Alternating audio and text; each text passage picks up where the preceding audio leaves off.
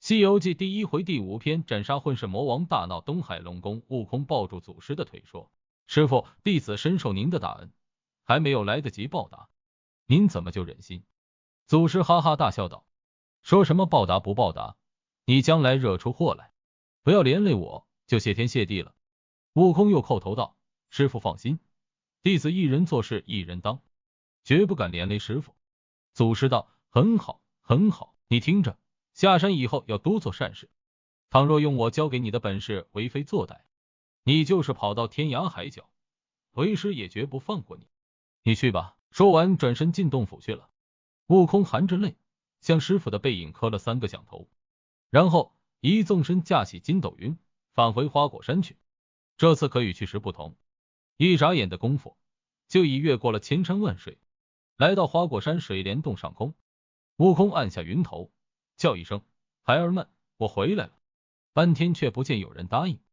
过了一会儿，一只老猴探头探脑的看了一会儿，说：“真是大王回来了。”这才带着一群小猴前来拜见。悟空一看，这些猴子一个个衣衫褴褛，忙问：“我不在这些年，家里出什么事了？”老猴走过来说：“大王，自从您走后，不知从哪里来了一群妖怪，占了我们的洞府，我们打不过他们。”“哦，他们是什么来头？”悟空问。老猴说：“为首的一个叫混世魔王。”悟空听了大怒，问道：“那妖怪现在哪里？”老猴说：“正在咱们的水帘洞里饮酒作乐。”悟空听了，险些气炸肚皮，一招手说：“孩儿们，跟我来，找他们算账去。”那些小猴子便都跟着叫嚷起来。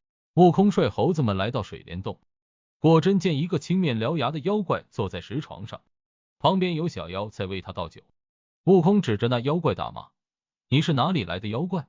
竟敢欺负我儿孙，强占我洞府！”那妖怪看了悟空一眼，哈哈大笑道：“就你这么个猢狲，还不够我塞牙缝的，识相的快滚开！”悟空大怒，叫道：“呆，叫你知道爷爷的厉害！”说着跳过去举拳便打。那妖怪一把推开小妖，举起桌上的九环刀就来砍悟空。悟空一低头，轻轻巧巧的躲过了，顺手在妖怪右肋上狠狠一拳。那妖怪承受不住，口吐鲜血，倒在地上蹬了2下腿就不动了。小妖们见大王死了，一哄而散。悟空领着众猴子重新占领了水帘洞。老猴走过来说：“大王，这些年你都去了哪里？可把我们给想坏了。”悟空道：“我也想你们呀，我去了一个很远很远的地方，在那里遇到了一位老神仙，老神仙还给我取了个名字。”老猴问道：“都叫什么？”悟空道：“姓孙，叫孙悟空。”老猴道：“大王姓孙，那我们也姓孙。”悟空笑道：“好好，咱们是一家孙，一窝孙。”好好，小猴子们都欢叫起来，花果山又欢乐热闹起来。过了几天，悟空突然想起一件事，对老猴说：“我想要想不受别人欺负，光我一人会武艺不行，你们也都要学武。”老猴道：“大王，要学武艺得有兵器呀。”悟空道：“说的是，这附近可有兵器？”老猴说：“附近可没有，不过我年轻的时候曾被捉到傲来国，那里有铁匠打的兵器。”悟空道：“好，你们在家里等着，我去就来。”说着打了个筋斗来到傲来国上空。悟空往下一看，只见在一个兵营里，木架上摆放着几百件兵器，刀枪棍棒样样都有。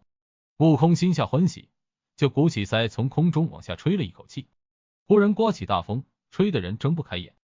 悟空又从脖后拔下一撮毫毛，吹了口气，叫声变，只见那些毫毛变成无数只小猴，到地上搬起那些兵器就走。过了一会儿，风停了，人们睁眼看时，架上的兵器全不见了。悟空回到花果山，把兵器发给大小猴子，教他们武艺，又选了一名通臂猿当队长，让他带领众猴子日夜操练。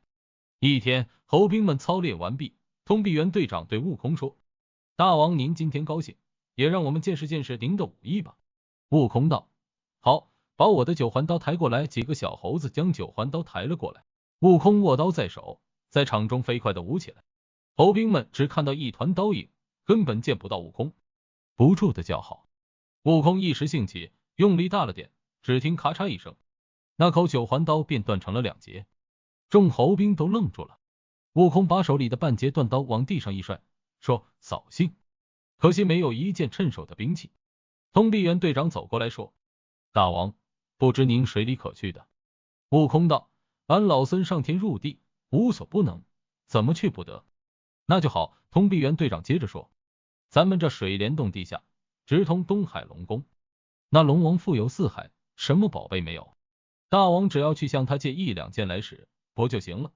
悟空道：“好，你们在家等着，俺去就来。”说着就一纵身跳进水里，不见了踪影。点评：孙悟空因在师兄弟面前卖弄所学的变幻之术，被菩提老祖发现，撵出了灵台方寸山，斜越三星洞。孙悟空自听从了通背猿猴的建议出海寻仙访道，到如今归来已有20个年头，等待他的却是鹤立猿啼，一片悲鸣。究其原因是孙悟空离开花果山之后，群猴无首，遇到了比群猴强大的对手，难免不被欺负。群猴所居的宝地水帘洞，难免不被觊觎。看来离开了美猴王的花果山，不再是群猴的福地宝地。然而一程归来的美猴王岂是酒囊饭袋之辈？